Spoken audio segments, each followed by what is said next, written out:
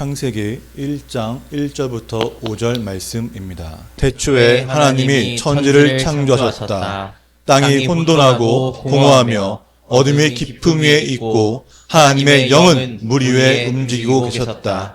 하나님이 말씀하시기를 빛이 생겨라 하시니 빛이 생겼다. 그 빛이 하나님 보시기에 좋았다. 하나님이 빛과 어둠을 나누셔서 빛을 낮이라 하시고 어둠을 밤이라 하셨다.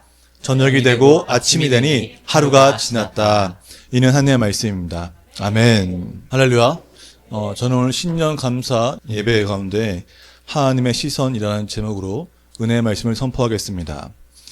창세기 1장 1절 어떻게 시작됩니까? 태초에 하나님이 천지를 창조하셨다입니다. 이 창세기 1장 1절의 말씀은 성경의 시작이자 신앙의 출발점입니다. 그래서 우리는 예배마다 사도신경으로 이렇게 고백합니다. 전능하신 아버지 하나님, 천지의 창조주를 믿습니다. 라고 고백합니다. 자, 이 매일 우리가 첫 번째 시간에 첫 번째 문장이 바로 전능하신 아버지 하나님께서 천지를 창조하셨다는 것을 고백합니다.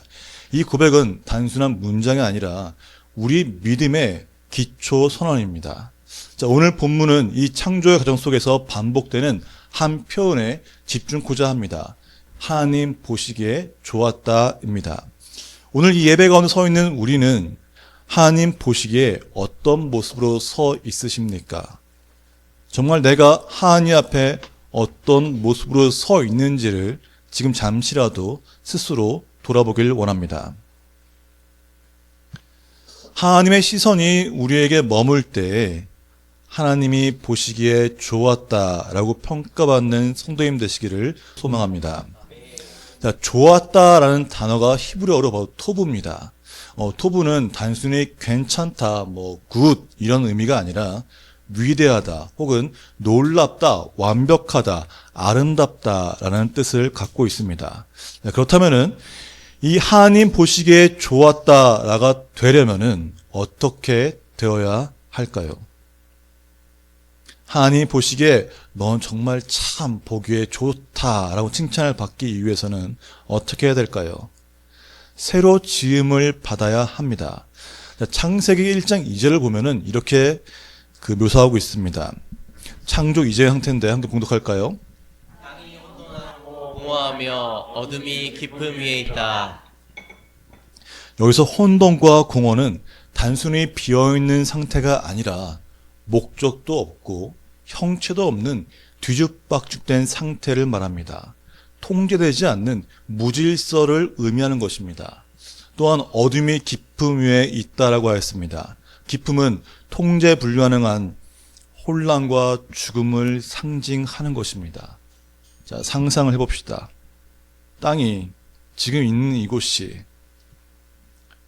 혼돈하고 공허하고 또 그 죽음이 깊은 건데 있다고 생각하면은 이 세계가 결코 좋을 리가 없습니다. 이 상태를 하나님은 다시 새롭게 만들어 주신 것이 바로 창세기 사건입니다. 그 새로운 창조가 하나님 보시기에 좋았다가 된 것입니다. 자, 그렇다면 새로 지음받았다는 것을 영적으로 말하면은 거듭남, 곧 중생입니다.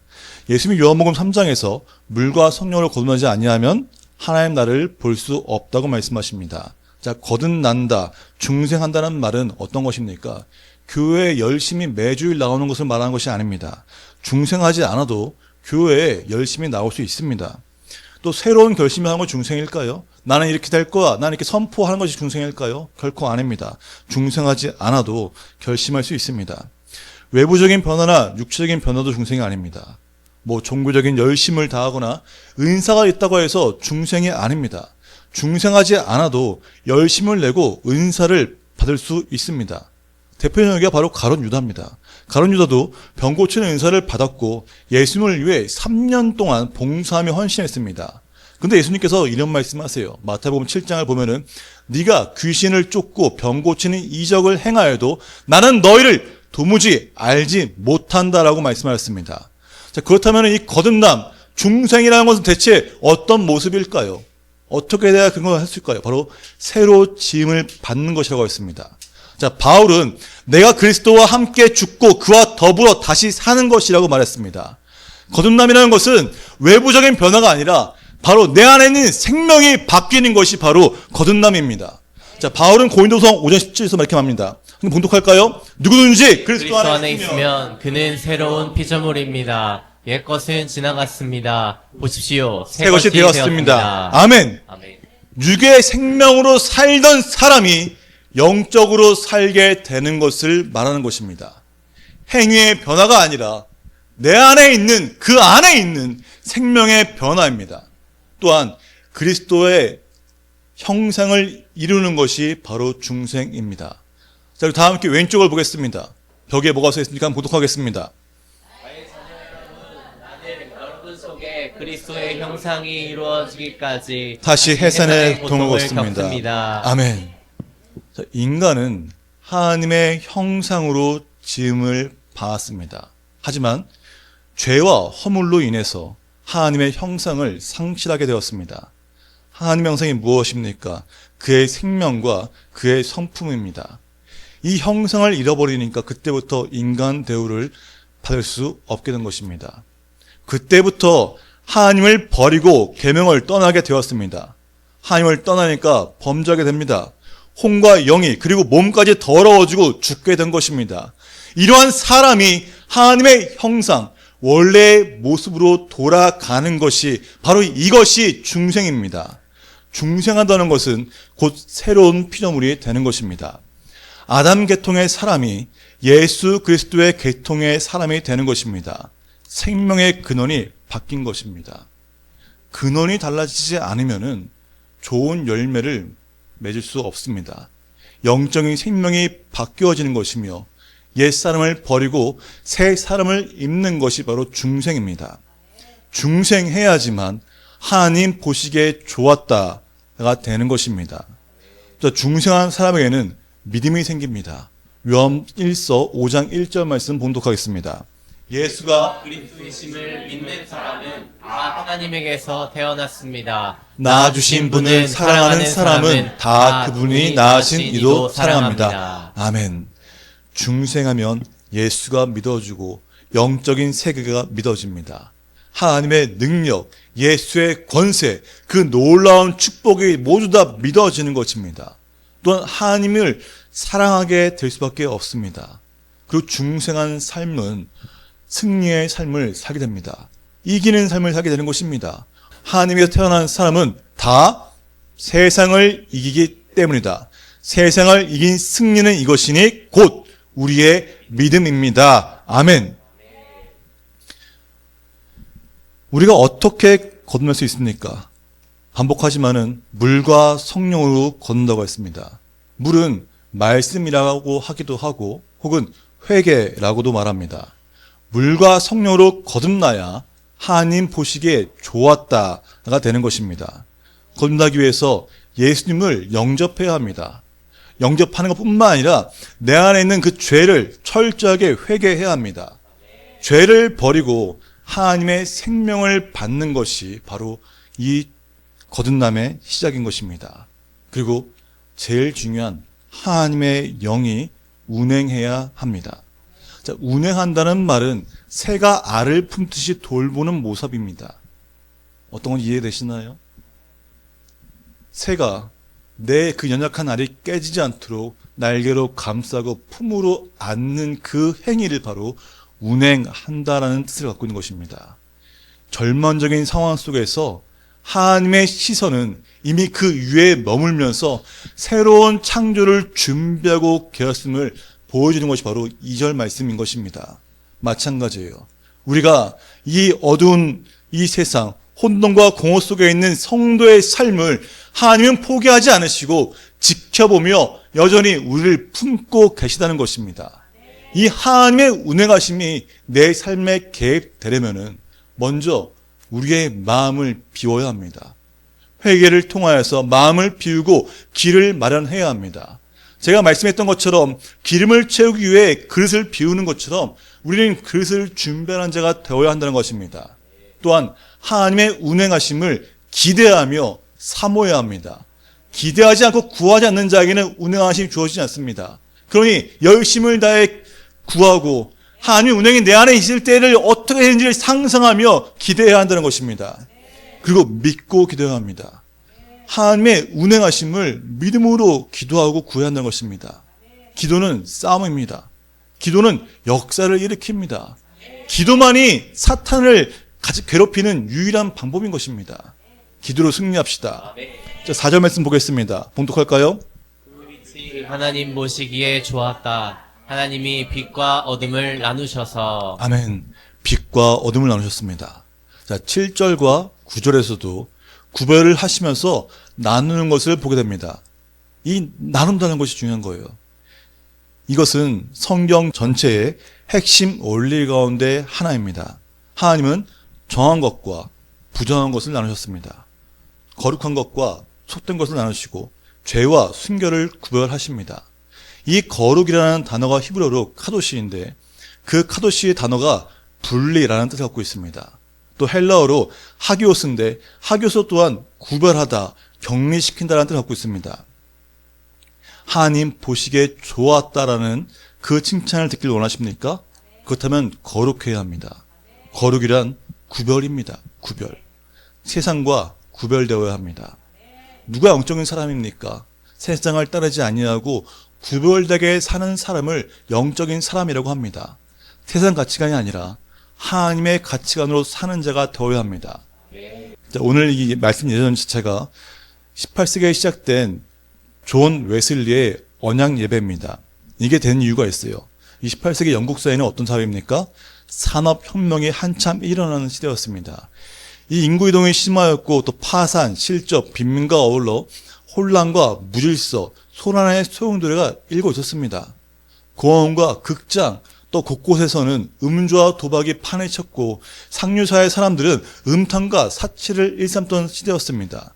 이때 존 웨슬리가 일어나서 현재 영국 사회의 특성은 불경건이다 라고 하면서 거룩한 운동을 전개하게 되었습니다. 이 거룩한 운동, 바로 성결 운동이 영국 교교의 혼수 상태를 깨우쳤으며 모든 사회악과 싸우는 열정을 가지고 사회를 정화시켰던 것입니다. 그게 바로 성결 운동입니다. 그렇게 할 수 있는 것은 어때요? 구별되었기 때문에 가능한 것입니다. 그렇습니다. 우리도 구별되어야 합니다. 주의를 구별할 줄 알고 물질을 구별하며 시간을 구별해야 합니다. 하나님께 온전히 나아가는 골방의 시간과 내 삶의 행동이 필요한 겁니다. 이를 위해 무엇을 해야겠습니까? 간단한 예로 이런 것이 있습니다. 중요한 비즈니스 미팅이나 개인적인 약속을 잡을 때 이렇게 말할 수 있죠.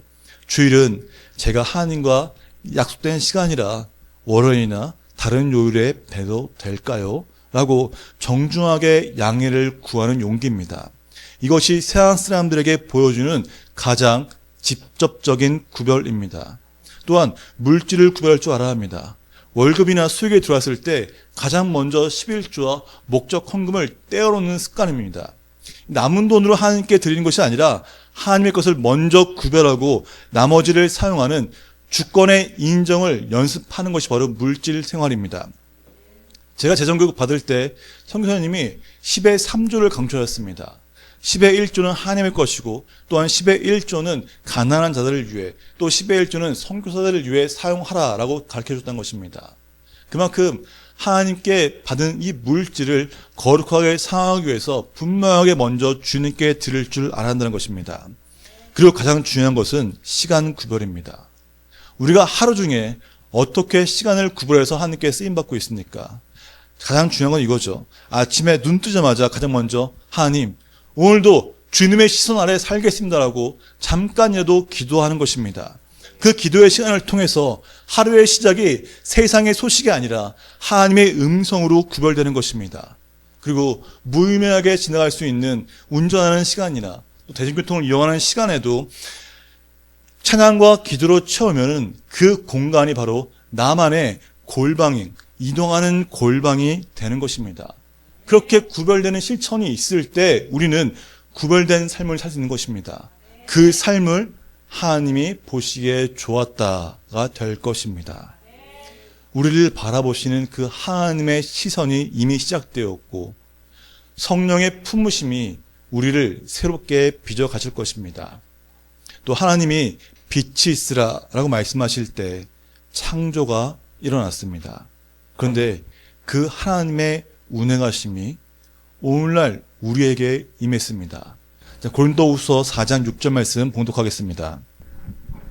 속에 빛이 비춰라 하고 말씀하신 하나님께서 우리의 마음속을 비추셔서 예수 그리스도의 얼굴에 나타난 하나님의 영광을 아는 지식의 빛을 우리에게 주셨습니다. 아멘. 우리 안에 예수 그리스도의 빛이 비추어질 때 우리는 새로운 피조물로 거듭납니다. 중생은 내 힘이 아니라 나를 바라보시는 그 하나님의 시선과 그분의 말씀이 부딪힐 때 일어나는 사건입니다. 이 새롭게 지음받는 것은 바로 그리스도의 형상을 닮아가는 것입니다.